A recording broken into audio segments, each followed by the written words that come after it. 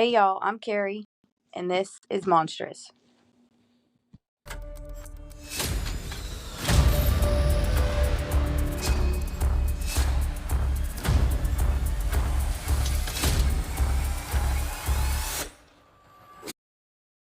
All right, on to the Sunday episode. Woohoo! Okay, so Mike's obviously here for this episode.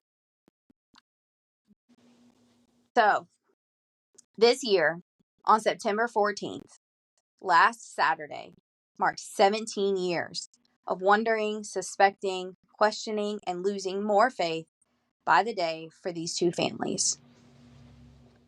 I'm not sure exactly what will come of us covering this case, but for me, it hit home because my family too was hit with a tragic and violent loss at the hands of someone else when my aunt was murdered by her estranged husband in 2012.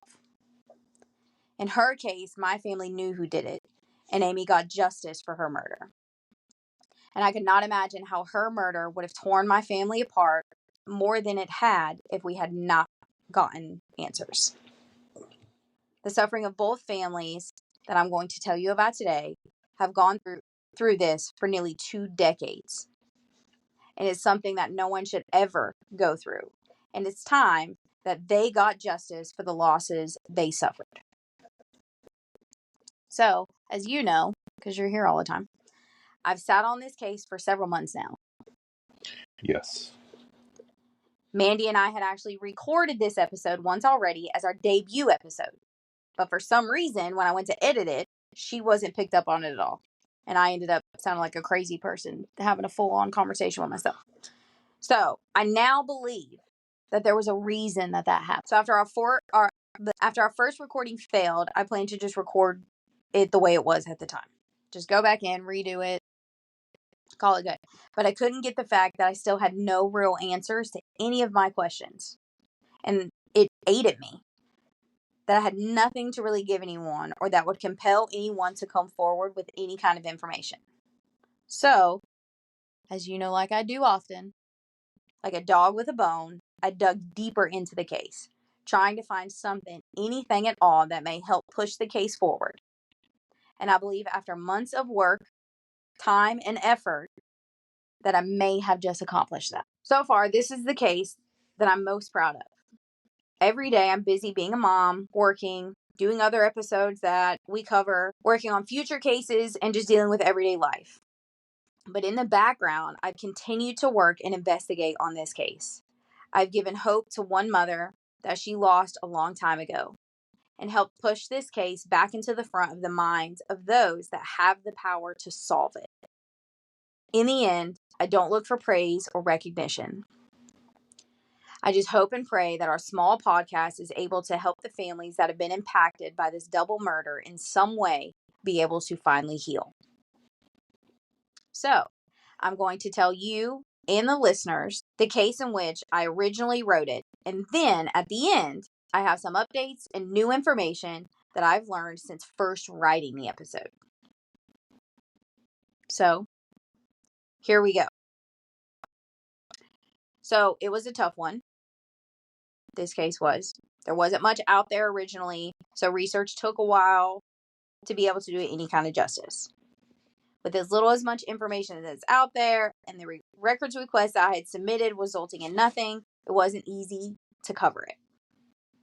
My hope in covering the case, despite such little information, is that the right person will hear it at some point and know that people out there still care about these victims and will come forward to finally answer the 17-year-long questions that still linger.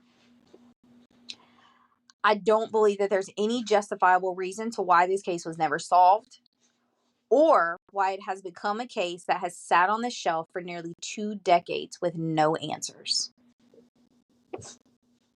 Like I said before, it's time the case is brought to the forefront and answers along with justice are brought to the two victims and their families. So much of what I know about this case, I got from a TV show, believe it or not, and through my conversations with Christopher's mother. I did reach out to Latisha's mother as well, but understandably, she didn't want to speak with me. which I want to be clear that even 17 years later, both families are still grieving the loss of their children. And I can understand why Latisha's mother doesn't want to speak about it or bring back the awful memories of this horrific and I'm sure the worst day of her life. So, for anyone that feels some kind of way for her not wanting to speak with me, I ask you to keep those comments and opinions to yourself because it, in my opinion, does not reflect in any way on her wanting to solve the case. So, now that that has been said, I do want to put a trigger warning in this. There are some allegations of some abuse, just so everyone knows up front. So now I'm going to tell you about the unsolved murders of 21-year-old Latisha Dawn Lambert and 22-year-old Christopher Brandon Shinn. So Latisha Dawn Lambert was born on March 17, 1986 in Princeton, West Virginia. According to sources, at the time of her death, she was a pottery molder. Christopher Brandon Shinn was born on February 19, 1985 in Charlotte, North Carolina. Christopher graduated from Southwest Randolph High in 2003, and at the time of his death, he was working in road construction. His mother stated that he lived at home and cherished family reunions. She told me that Christopher was a good, hardworking young man who loved life, his family, and his friends. On September 14, 2007, in Davidson County, in the small town of Denton, North Carolina, the lives of two young adults were taken, and the world of two separate families brought together through tragedy were shattered. Christopher and Latisha had only been dating for 19 days when they were found shot to death in Latisha's 1989 Oldsmobile off Highway 109 on Reagan Road. It's horrible. Yep. A 911 operator that was driving on the road saw what they believed to be a car crash. Upon approaching the vehicle to see if anyone needed help, this dispatcher discovered the bodies of 21-year-old Latisha and 22-year-old Christopher. According to WFMY News, Sheriff David Grice said that at the time he did not believe that it was a random act. However, there was no arrest made as of that time. But there was a person of interest. On February 20th of 2008, there was a public notification that the Davidson County Sheriff's Office was offering a $1,000 reward for any information that led to the arrest of the person or persons responsible for this crime. And then it was rose to $5,000 on April 28th of that same year. This is where the information on the case seems to come to a dead end. That's it. Nothing more, nothing less. Nope. Through my research, there's nothing beyond this basic information. Following these two announcements, there's nothing about the case out there that I could find besides an episode of Steve Wilkos that was done on Latisha. I do know that investigators did have a person of interest. They questioned them early on, but there was never an arrest.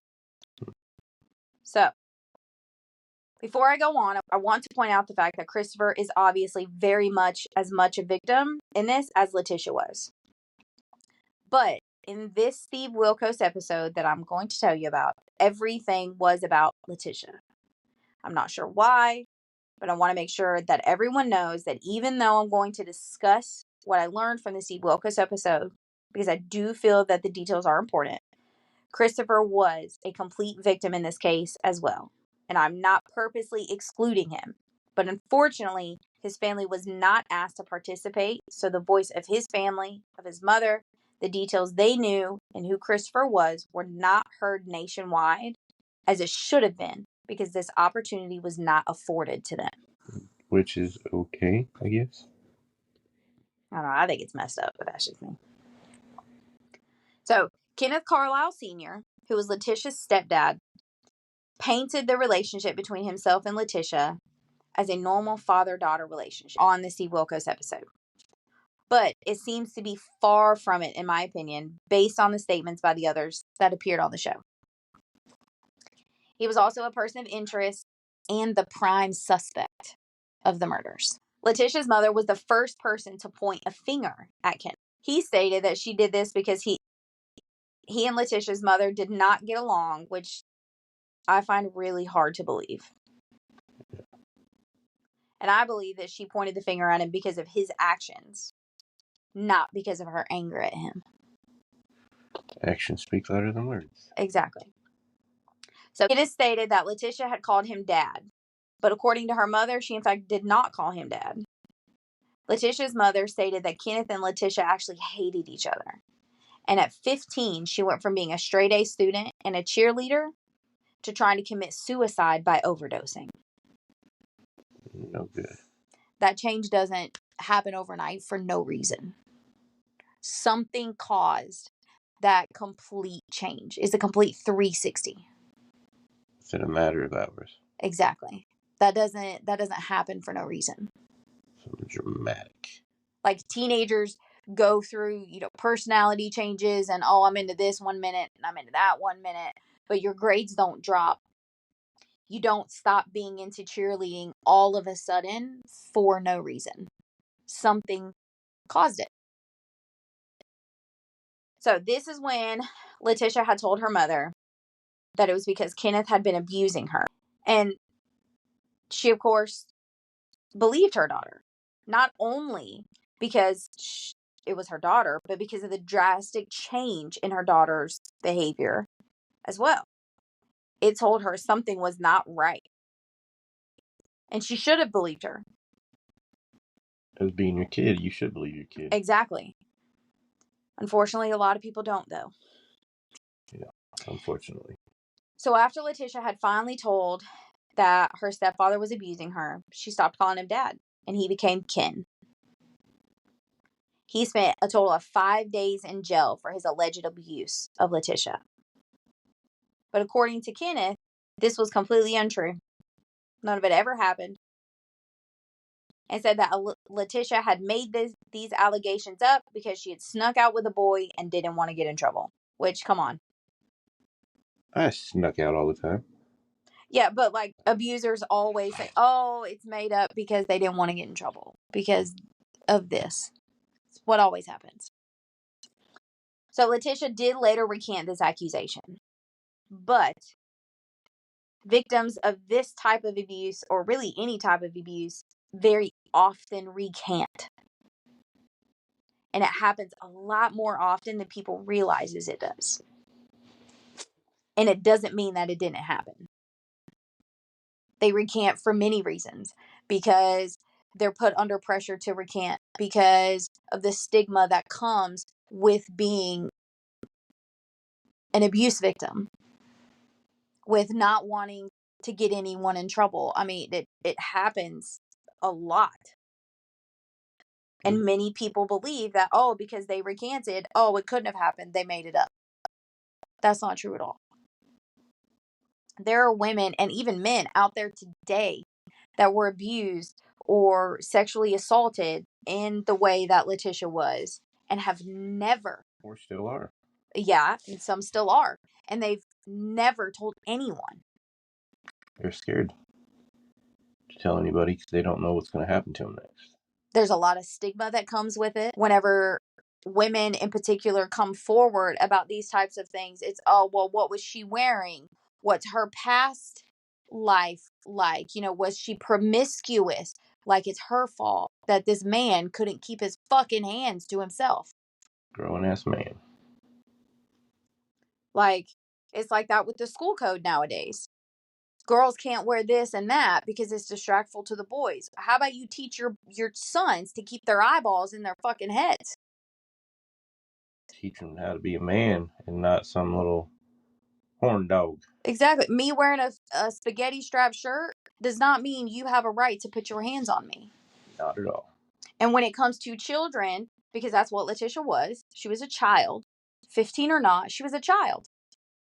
It's even worse because you're a grown man. You know what's right from wrong.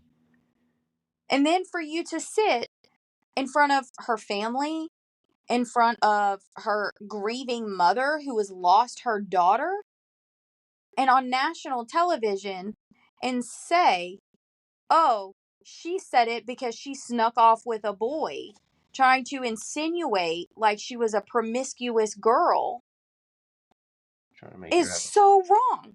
trying to make her out of something that she's not. Like, what? You're a grown man. How is that okay to you? Wouldn't be okay Because to me. he's a pig. That's why it's okay. Anyway, that's just my opinion. So, No morals. yeah, I could rant on that forever. So, when Latisha's mom had asked why Latisha had recanted, she said that Latisha had told her that she recanted because she didn't want to be responsible for breaking up their home. Which, how sad is that? That's sad. Like, and to me, that says how, like, who she was as a person. Yeah. Because not only that, over a length of 5 days, Nancy's husband had went to jail for assaulting her daughter. Her daughter tried to commit suicide. Her son had been in the hospital because he broke his arm. And Nancy's mother died. So she didn't want her mom to have to lose her mom and then go through losing her husband, and for Latisha to be blamed for her marriage ending. So rather than continue on and go forward, she recanted what she said because of everything her mom was already going through. She cared more about her mom than things for her coming to an end. And that says a lot for me, who she was. Right. Ultimately, their marriage did end, but it doesn't seem to appear that it ended peacefully. A week before Latisha was murdered, she told Kenneth that if he did not leave her mom alone, she would put him away for a long time, to which Kenneth responded, "Not if I get you first." That's not cool. He is said to be the last person to see them alive. But to this he says, they say he was the last person to see Latisha and Christopher alive, but says, "I'm not." So this leaves me thinking, if he knows he wasn't the last person to see them alive, then who was? And why has he never told who that person was? On the show, he definitely knew more than what he was saying. So according to Kenneth, Latisha called asking him for money.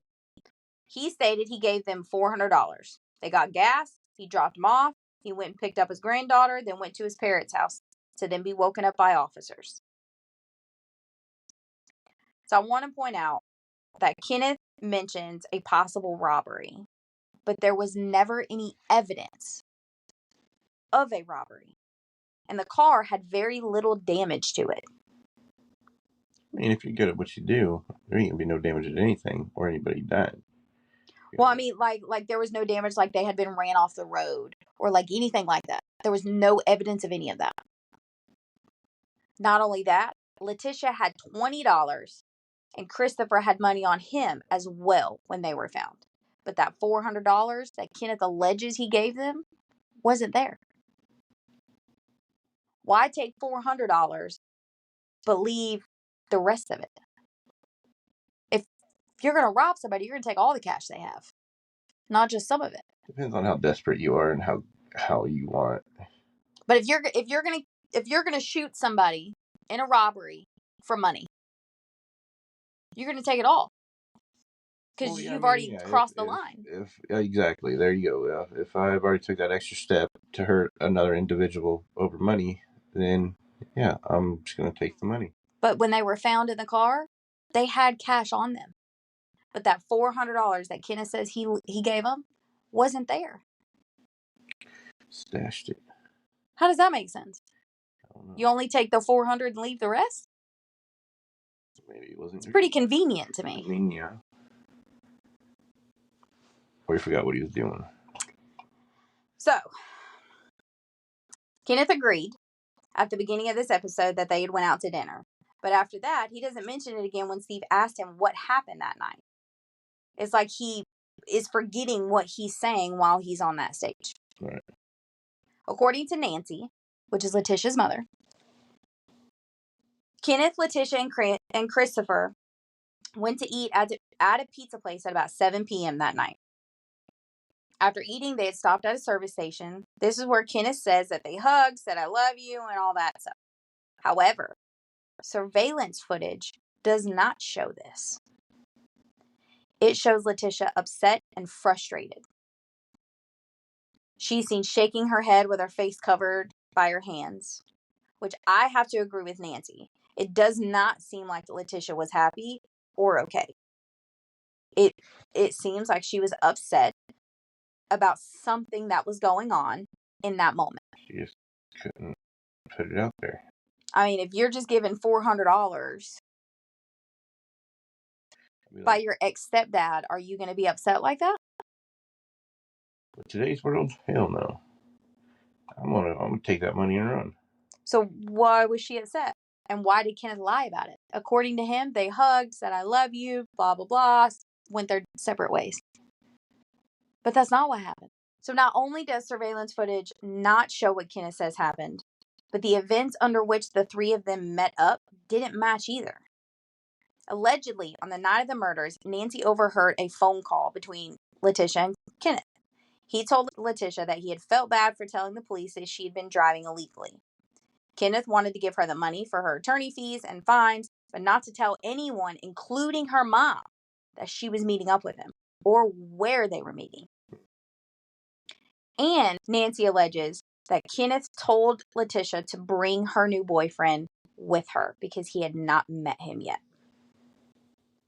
But throughout the entire episode, Kenneth denies that phone conversation. So we don't actually know if that took place. But Kenneth, he doesn't have a very good track record here. No, they don't. So Latisha's brother, Kenneth Jr., was also on the show. He goes by Kenny, so for clarity, I'm going to refer to him as that so the two don't get mixed up. So Kenny confirms that there was a lot of tension and fighting between Kenneth and Latisha. He recalled an incident in their backyard that he had overheard. He said that he didn't know what caused the exchange because he'd only heard the end of it. But what he did hear does not make Kenneth look good at all. Yeah. He stated that his dad had made a comment to Latisha saying, quote, I'll bury you and people will drive over you every day. Latisha responded to this with, quote, not if I bury you first. The comment regarding people driving over her was allegedly referring to the fact that her brother, Kenny, worked in road construction at that time. Also, according to Kenny, Kenneth Sr. was supposed to pick up his daughter at 8:30. But instead, he called around 9 p.m. and said he was running late, but didn't show up until around 10.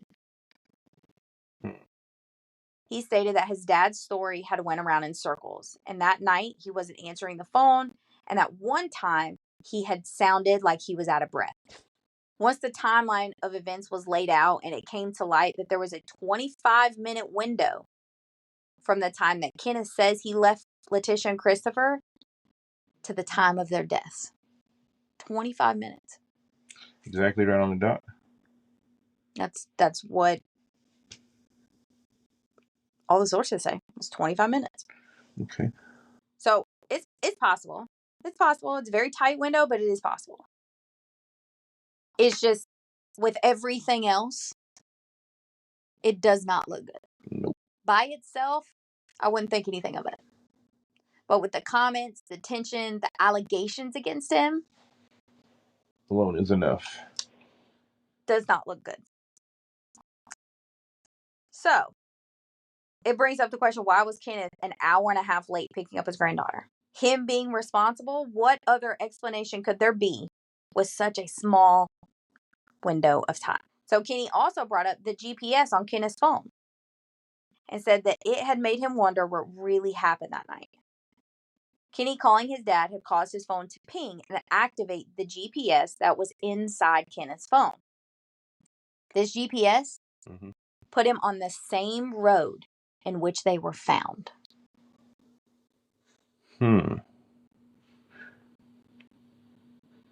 Okay. Kenny said that he loved his dad and didn't want to imagine his dad doing this. But because of the facts of the case, he's prepared to accept that he did do it. He wasn't sure if his dad was capable of this heinous crime. But he did say that Kenneth had been acting strange since the murders and begun to and begun to make Kenny wonder if Kenneth really did do it, rather than everything just being one big, bad coincidence. Lastly, the show gets to the main reason they were there and the reason that most people watch it: the lie detector test results. So according to the polygraph results, Nancy, Latisha's mother, she passed.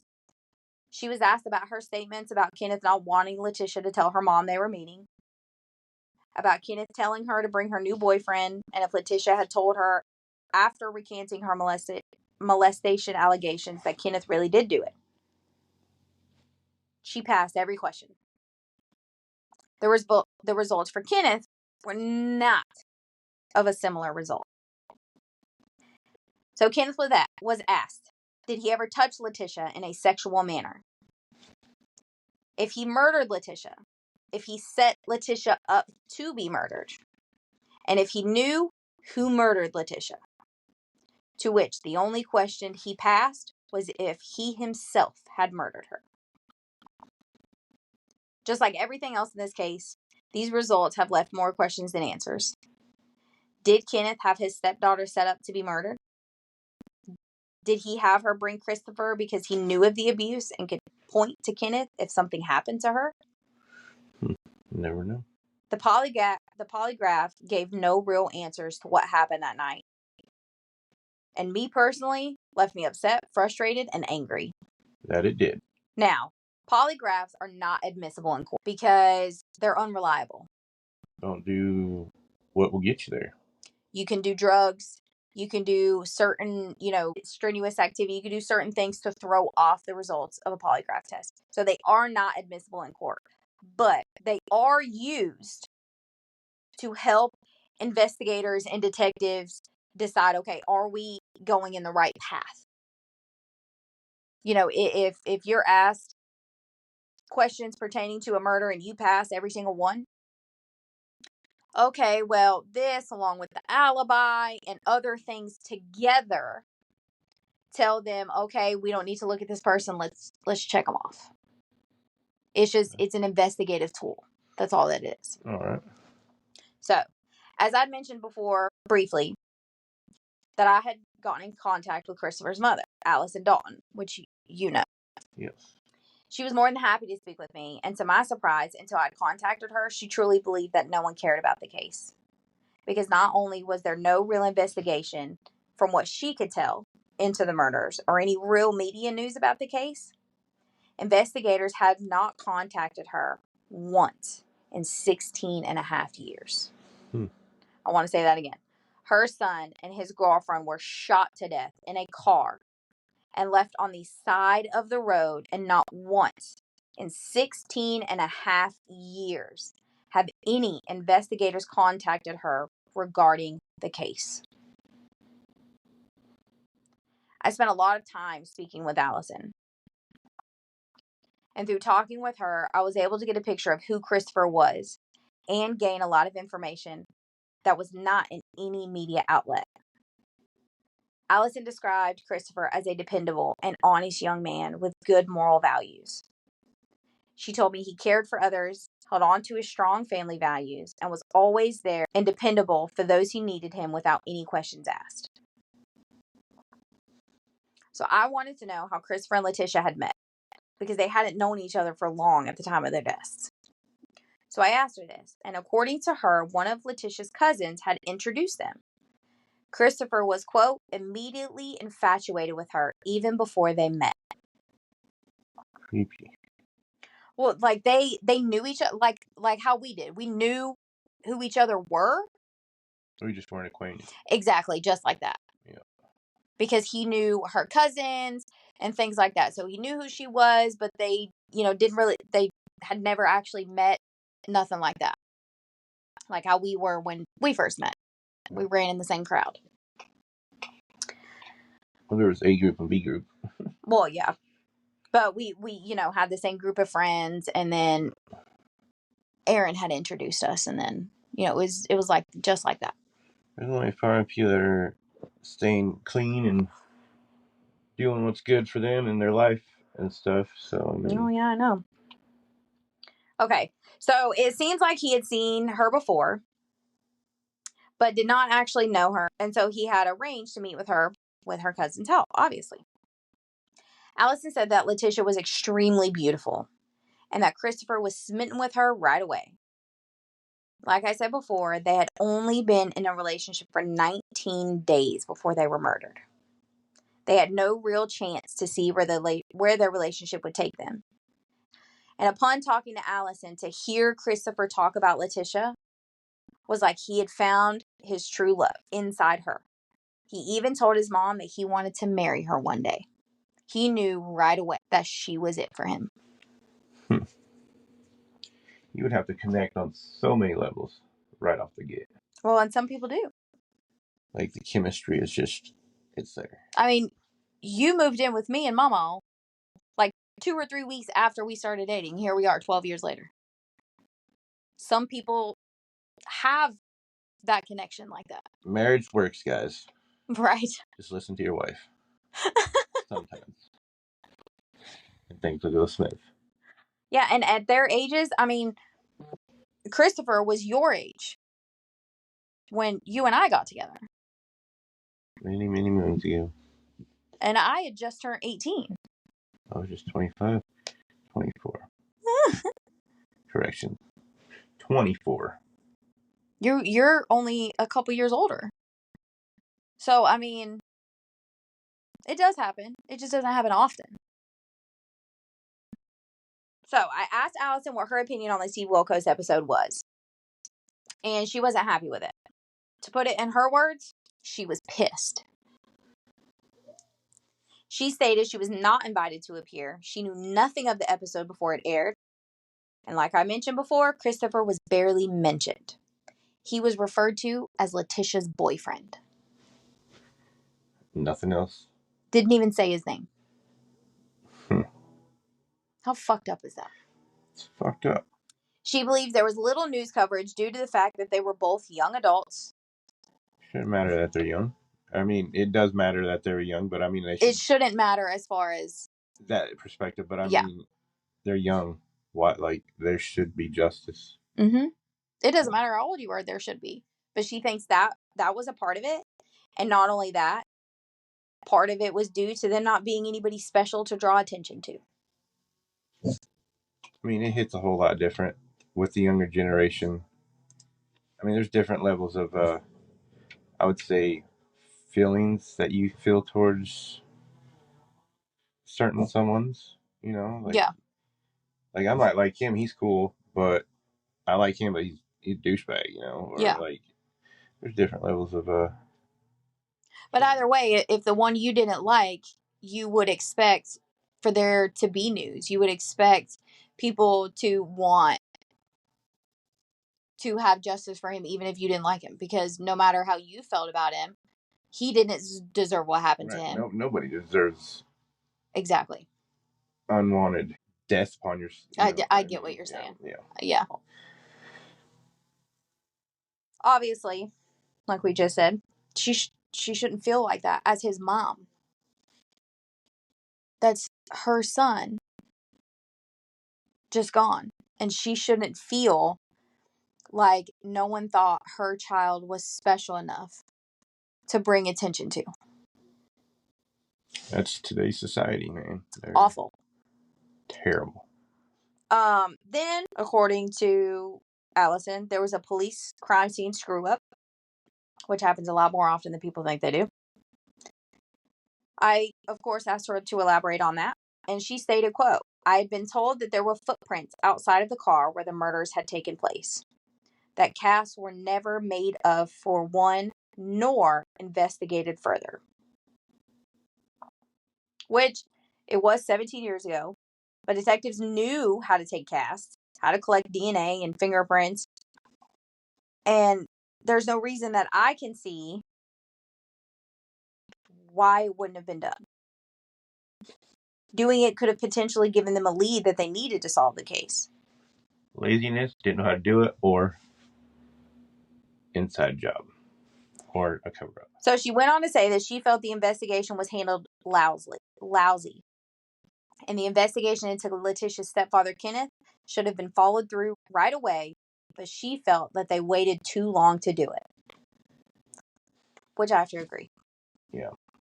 So this part absolutely breaks my heart. She further stated, quote, I wasn't even notified of Chris's murder at all that night. My other son called me saying that the cops went to my house and wanted a current picture of Chris because of an accident. So I started calling area hospitals stating that my son had possibly been in a motor vehicle accident until I called a Thomasville hospital, and there someone told me that my son had been murdered. So the cops were not letting her know, but that's crazy. That's how she found out, was calling around to hospitals. No mother should have to do that. No. They wanted a photo of him and said because of an accident. Your first thought isn't, oh, my son has been killed. You think he's been in a car accident. Right. It's in the back of your, I mean, it could rest in the back of your head saying, well, this could have been, but then you're like, well, they would have said that, hey, your son. They wouldn't have called it an accident. They would have called it a fatal accident, or however. But it wasn't an accident. It was clear from the very get-go it was an accident. So why are you calling it an accident? Right. It makes no sense. So worse than that, like I said before, detectives have had no contact with her in about 16 and a half years. She'd only had 1 or 2 visits with the detectives immediately following the murders. She had to contact them to ask them questions, to which most were either not answered because it was an ongoing investigation, or she was told there was no new news and nothing new to report. And that was the last she heard regarding the investigation, which is an outrage to me and is completely uncalled for. Even with no new information, detectives should be reaching out to answer questions, introduce themselves when new ones are assigned to the case, and so on. So after some time, like many others in the same situations as Allison's family, she gave up on getting justice for her son. She wanted it, of course, but she gave up. She resulted in telling herself that there may not ever be earthly justice for either Christopher or Latisha, but someday the person that took their lives would have to pay a heavenly price instead. Someday, he's going to meet his maker. As we all do. So aside from Kenneth Carlisle Sr., there were 2 other persons of interest that are known of, that I know of. One being Don Kinley, but according to Allison, nothing really ever went anywhere with it, and I wasn't able to find anything out about him. So if he has a criminal record, it was nothing like news or noteworthy because I couldn't find it. But it was believed at the time that he had been the one to help Kenneth push the car off the road and into the wooded area where they were found. He also allegedly had taunted Kenneth for a couple of days following the murder, but of course that's alleged. I couldn't find any proof of that. So the police had apparently cleared him because his parents had alibied him, saying that he was home during the murders. Which, sorry, if that was truly his alibi, he shouldn't have been cleared just based off his parents' words, because there's been plenty of cases that someone has been cleared based off the word of their parent, and their parent lied. Just saying. So when they went to speak with him, he had apparently, based off of what has been said, suggestively made a handgun, like kids do, like pew pew, Yeah. So he formed his hand into the shape of a gun, pointed it at his head, and acted as if he pulled the trigger. It could be nothing. It could have just been done to muddy the water and just, stir some shit up. But it makes me wonder. The other was Bobby George Bates, also known as BJ Bates. He was cleared, but Allison and I are both unsure on how he was cleared at the time. The only thing I could find about him was that he was wanted and ultimately captured for armed robbery with a dangerous weapon and assault with a deadly weapon, inflicting serious injury in 2017. So, it leaves me to wonder if the police could have gotten it wrong. Just 10 years after the murders, he's arrested for a violent crime. So could he have simply gotten away with murder the first time? I mean, if they messed up the crime scene, could they have messed this up too? Very possible. It is believed, without a doubt, that Latisha was the main target, and why Christopher was murdered is unknown. But Allison has been told that detectives, at least at the time, believed Christopher was in the wrong place at the wrong time. Yep. However, the Steve Wilkos episode points to that he was meant to be there. But unfortunately, there's no way of knowing for sure. And after talking with Allison, I wonder if he was in fact a target. Christopher was shot a total of 5 times, which is a bit excessive. It's overkill.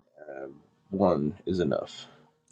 Detectives believe that Christopher was killed first because he was the biggest threat, as he would have done everything he could to protect Latisha. But not only is the fact that he was shot 5 times makes me think he was also a target. The failed Steve Wilkos polygraph suggested, and also that Christopher knew about the alleged abuse by Kenneth and was pushing Latisha to come forward because since it happened before she was 16, charges could still be pressed. Allison also told me that Christopher was a very possessive type of guy. I know that sounds bad, but not possessive like in a controlling type of way. He was protective. Like, don't mess with her. If she was in danger, he would have done everything he could have to protect her. Like that type of possessive. Like, it's my job to protect you. Does that make sense? Plenty of sense. Okay.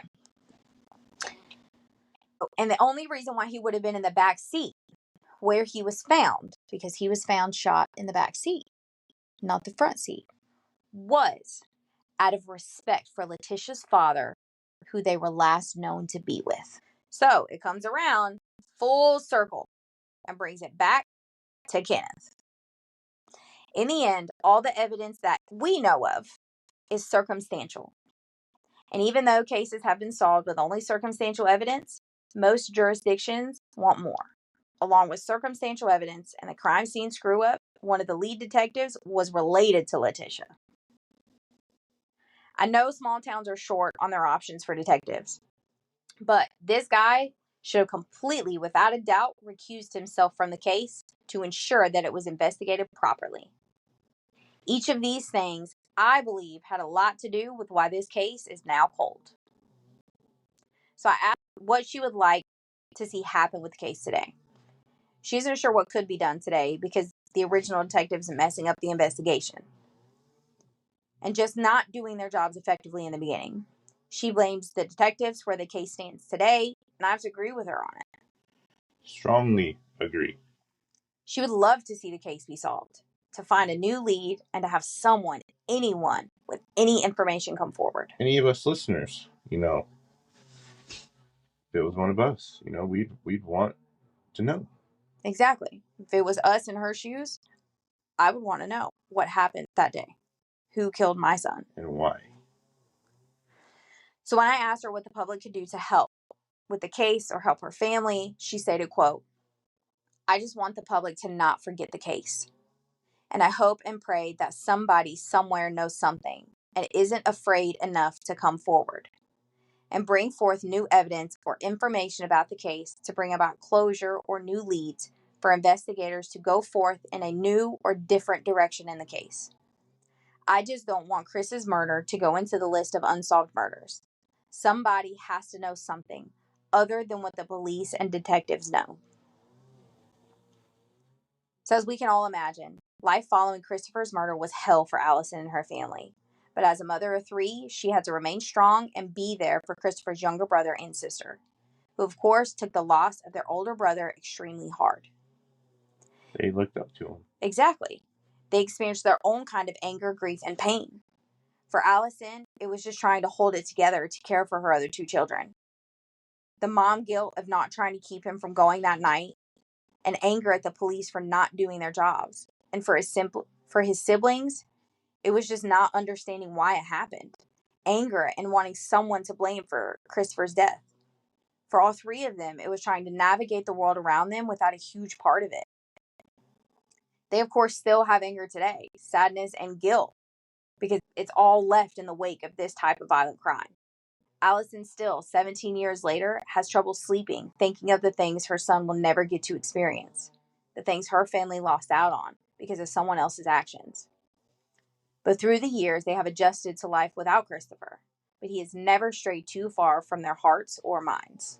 I don't know if there will ever be justice in this case, because the man believed to have committed these murders, or at the very least had a part in their deaths, Kenneth Carlisle Sr., died in 2014 from an apparent drug overdose. So, now I've reached the part of the case where I have updates. So, like I said before, everything I just told you was how it was originally written. Gotcha. So now I have information, new updates. Some of it will clarify things that I stated before. Some of it will show that the families have been told wrong information. But most of all, it'll give at least some answers to some of the questions that have been left unanswered for so long. So after digging deeper, I found the contact information for the Davidson County Sheriff's Office. And I was able to find out exactly who it was I needed to speak with to get more information about my failed records request. I contacted the sheriff's office on August 15th. 5 days later, Chief Deputy Craven called me back. I spoke with him for about 30 minutes, and during that conversation, he stated that he was new to the department when the murders took place, and that although he knew the details of the case, he didn't feel as though he knew it well enough to be able to give me what I was looking for. And so, he put me in contact with Sergeant Blake. Sergeant Blake had worked this case at one point himself, and so his knowledge of the case is extensive, and he knows it very well. After speaking with him, I have to say that Deputy Chief Craven made the right decision in having me speak with him regarding this case. I sent my questions to Sergeant Blake via email for him to gather the answers and just be prepared for our next conversation. And on Monday, September 16th, we had this very conversation. So to start, Sergeant Blake was not with the agency when the murders took place. He became a part of the case because he had actually been assigned to another one. During that investigation, they had begun to get tips that another suspect was saying he had committed the murders of Latisha and Christopher. So Sergeant Blake dug into the case and began to investigate.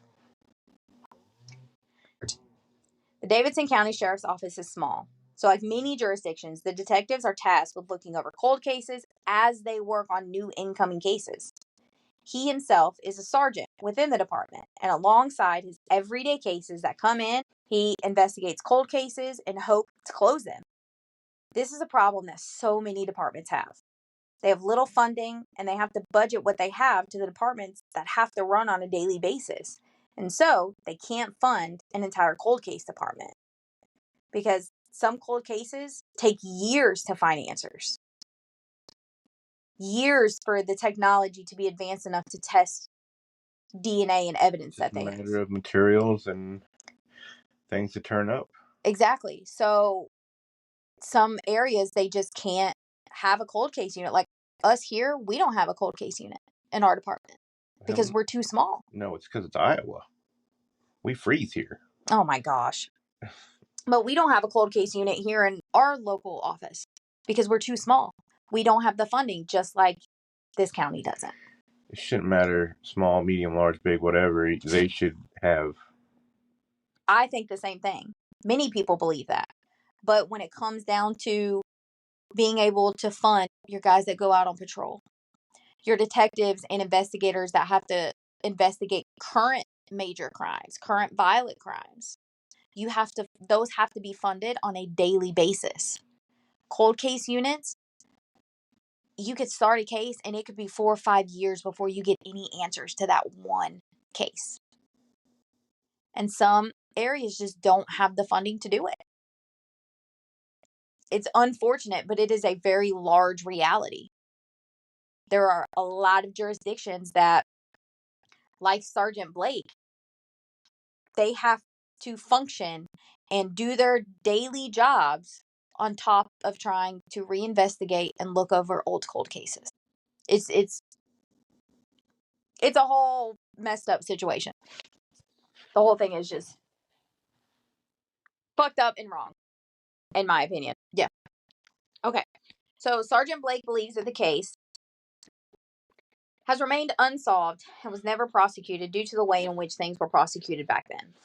Not only in this specific area, but across the entire country. So, this double murder happened during a time when prosecutors wanted hard, full proof evidence. And in many cases, like this one, it is possible to poke holes in it. So, because of this, many cases went cold. Because the level of evidence that prosecutors wanted just couldn't be obtained. So, it's not just this jurisdiction. At the time that these murders happened, most prosecutors wanted to be able to walk in there, show a jury a case, and know they were going to get a guilty verdict. So without that hard proof evidence, a lot of prosecutors wouldn't take cases to trial. They wouldn't even take it in front of a grand jury. Waste of time. Exactly. That's how they seen it. Circumstantial cases are hard to prove. And that's what this case was. So it was just never taken. Brushed under the rug. Forgotten.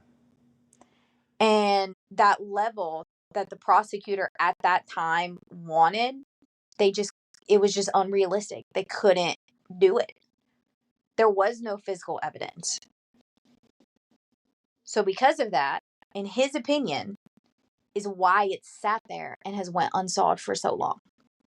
Because they didn't have what the prosecutors wanted. So I then asked him why he believed there wasn't a whole lot of details released or media used in the case to get leads. Sergeant Blake was not at the agency, like I said, when the murders took place. But he did have an opportunity to work with the sheriff that was in the office at that time. And he wasn't a big fan of releasing much information to the public. And I can get why. The media can be helpful, but they can also be damaging to a case as well. I mean, you see cases where somebody is kidnapped and it's all over the news and they're looking for leads and you get these crap hoax calls that do nothing. In cases like this, in particular, people talk and they claim they did it when they actually didn't. You have people calling with false tips and it just muddies the waters of the investigation. It sends investigators on a wild goose chase, wasting valuable time. On what they thought was the right thing to do. Exactly. Because in cases like this, they follow every lead. Or the good detectives do anyway. They follow every lead. They hunt everything down. And in some cases, they get thousands of tips. And they have to hunt down every one. And at least 50 of those are false tips. For whatever reason, people just want to put themselves in it. Fame. Exactly. He further stated that not only that, the fact that the media can muddy the waters in some cases, he stated that he believed it was because Denton is a small area. An area where everyone knows everyone and everything. A lot of information was unofficially released to the locals, and rumors went around. People were talking about who did it, who didn't, who may have had involvement, and some claimed that they did it, but didn't. Like with BJ Bates. I had asked Sergeant Blake about BJ Bates specifically. He had made claims that he was involved, and upon investigating the tips that had come in that put BJ Bates on their radar, it was revealed that he just wanted the street credit.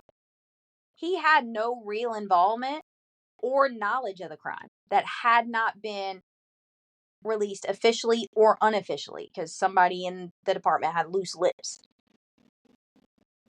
He just wanted the street credit. He had nothing to do with it. He even passed a poly. That's wild. Sergeant Blake said that they investigated BJ Bates very extensively.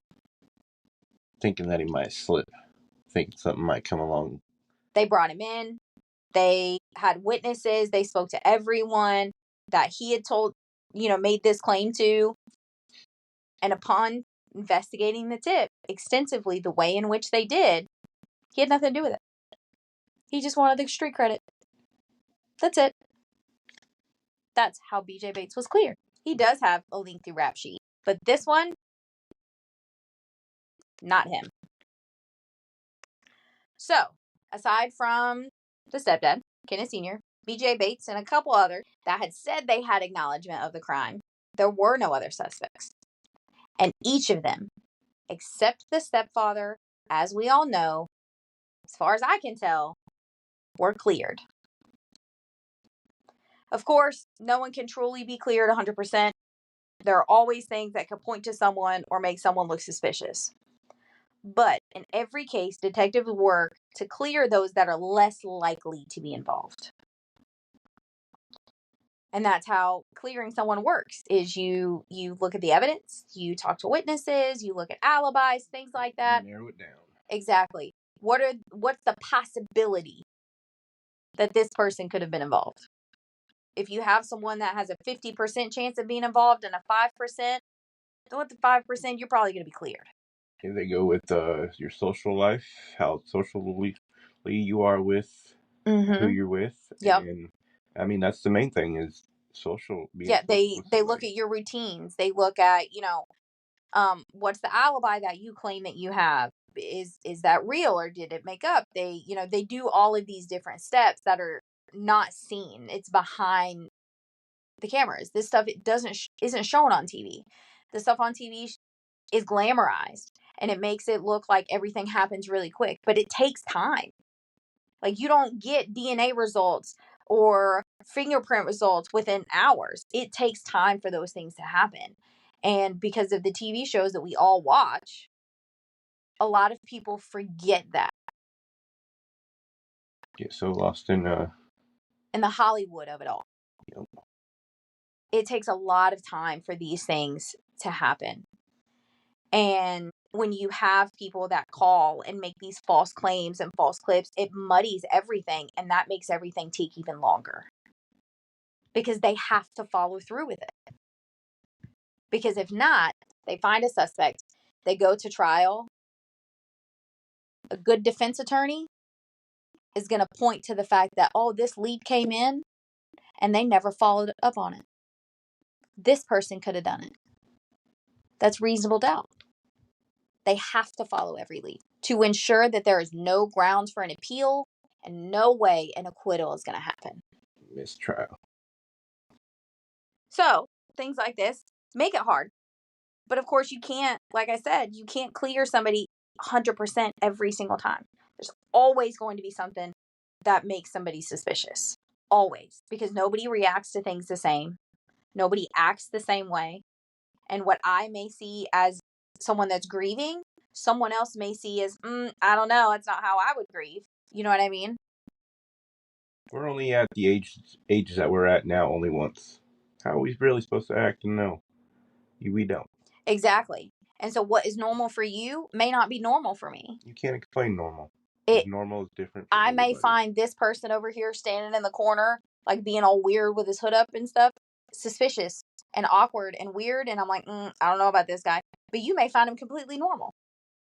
So you can't truly ever say 100% this person is cleared.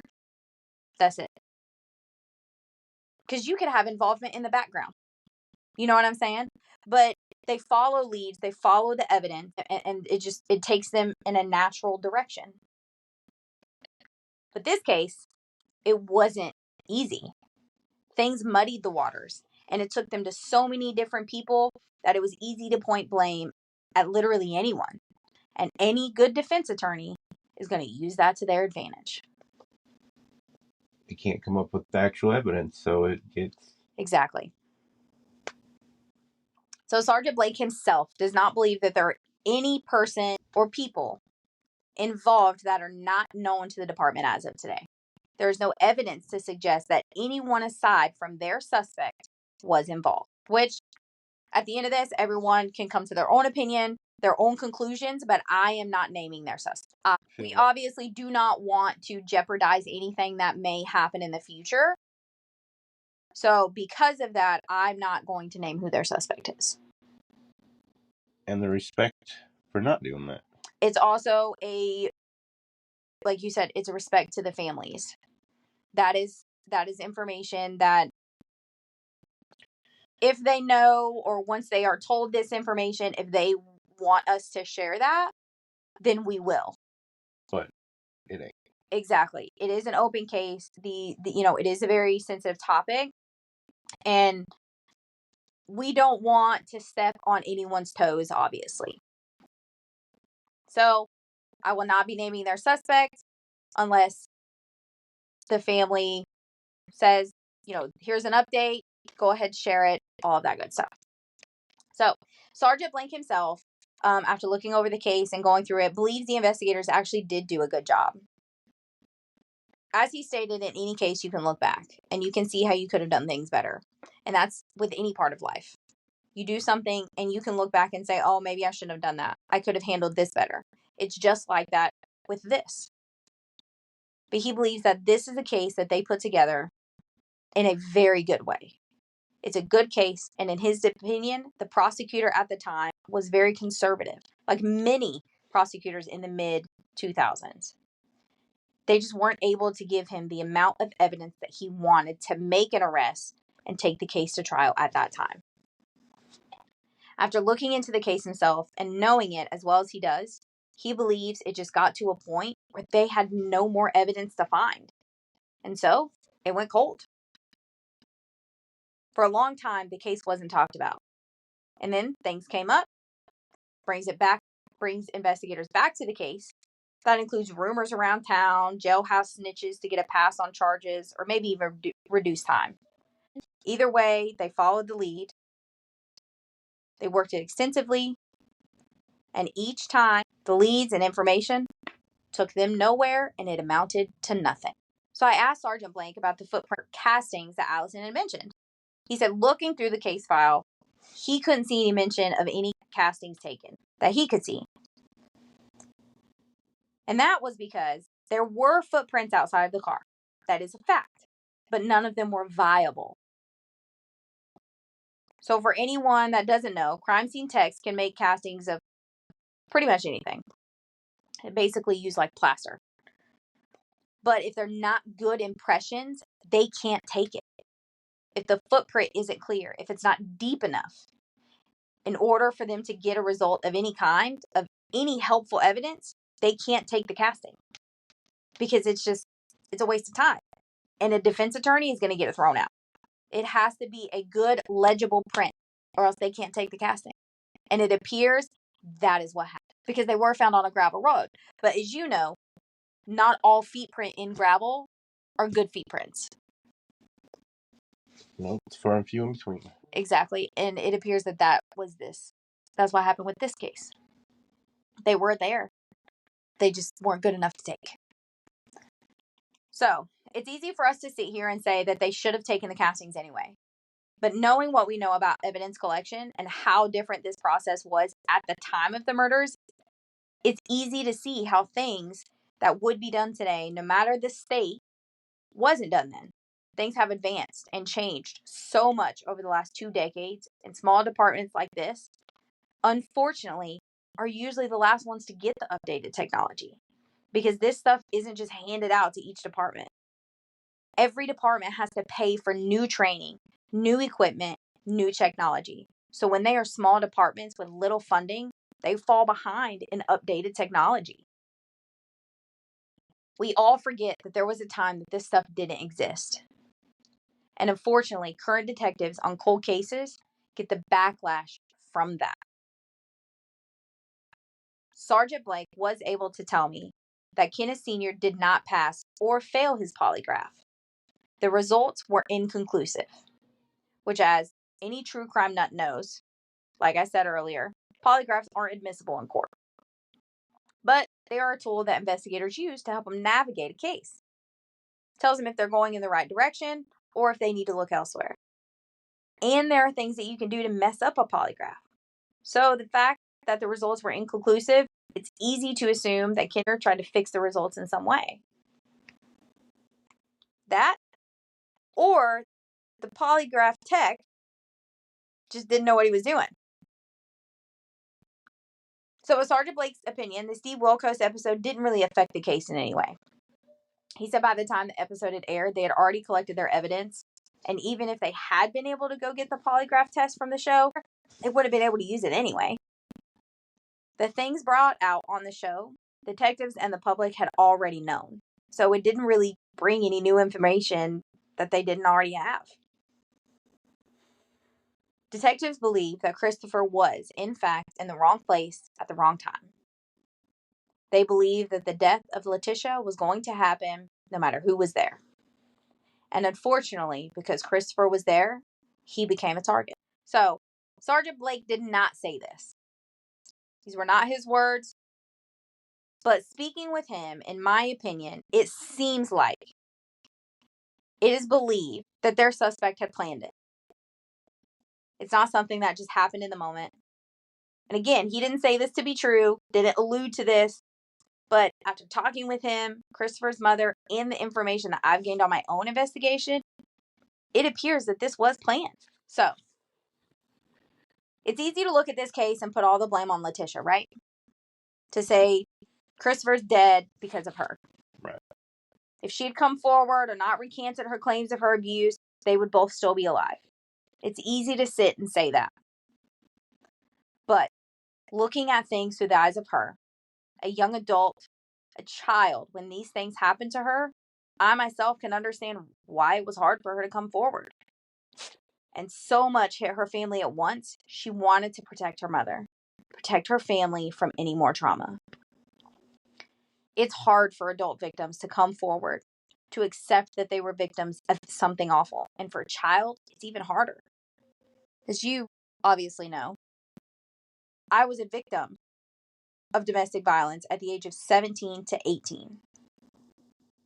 I had a boyfriend that would slightly hit my arms and my legs where no one could see. And one night it escalated to the point that I woke up from a dead sleep with his hands around my throat because he was angry, drunk, and high on drugs. I was nearly 30 before I ever told anyone about that. Even you knew it wasn't a good relationship. We were together for nearly a decade before I ever told you. Yep. Because it's hard to accept that you were the victim at someone else's hands.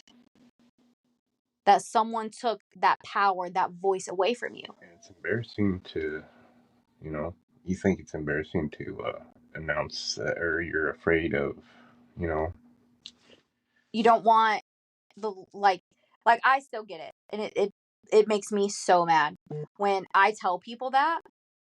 Just a pure look of pity on their face. And not everyone, that type of stuff doesn't bother everyone. For me, I can't stand that. Yes, I went through it. Yes, I was young when it happened. But I can't stand having someone look at me with nothing but pity in their eyes. I hate that so much. And so I used to not talk about it. I didn't tell anyone. Mama didn't know till I think 2 years ago. I never told her. Because as someone who's been through it, it's hard. It's hard to accept it. It's hard to acknowledge it. And then to tell someone else not knowing how they're going to react is hard too. So I get why it was hard for her to come forward. Why she recanted it. Because it's not easy. Being a victim to someone else is harder than people think it is. So, the blame for both of their deaths, in my opinion, does not fall on Latisha. It falls on the man that decided to shoot these two young adults to death in a car on the side of a rural road and no one else. It's easy for us to sit back and look at what we know today and point out everything detectives did wrong or could have done differently. But what we all must remember is that even though we now see things how they are today, we were not there at the time. And it's easy to play detective rather than actually be a detective. In many jurisdictions, just like this one, like I stated before, There is no real cold case unit. And unlike what we see on TV, these men and women work on incoming cases every day along with these cold cases. And sadly, oftentimes leads dry up and cases go cold over and over again, some never being solved. We all have to remember that behind the badges, they are people. And like the rest of us, they make mistakes. Hindsight is always 20/20. From speaking with Sergeant Blake, my opinion on how the case was handled has changed. I now believe the original detectives did the best they could with what they had and what they knew at the time. And unfortunately, circumstances beyond their control kept this case from being solved 17 years ago.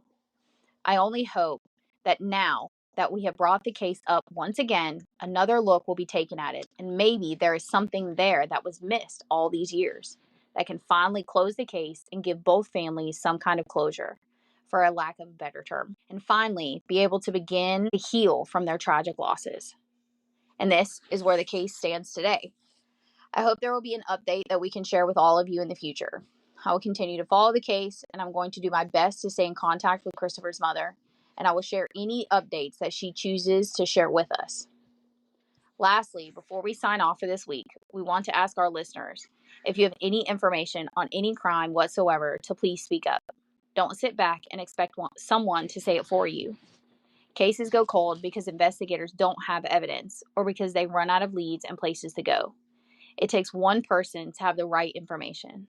This information may seem small and insignificant to you, but it could be just what detectives need to bring closure and justice to a family and victim. So many families go without answers, just like the families of Latisha and Christopher. That is over 786,568 unsolved homicides and missing person cases in the U.S. alone, to be exact. That is 786,568 families waiting for answers. 786,568 families waiting for justice. It takes one lead to close each of these cases, and you may just be the person with that lead. So we implore you to come forward and speak up for those that can't speak for themselves, to be the voice for the voiceless. And that's it for this week. Cool beans. That's all I got. Oh, goodness. All right, that's it. I'll be back next week. I'll be around. With either Mandy or Mike. Who knows? Maybe somebody else next week. We'll see what happens. Well, if they don't find you handsome, at least they'll find you handy. Oh, my gosh. So that's it. We'll be back next week with a new case, new information to share, and all that. So with that being said, stay monstrous. And don't kill people. Bye, y'all. Bye, y'all.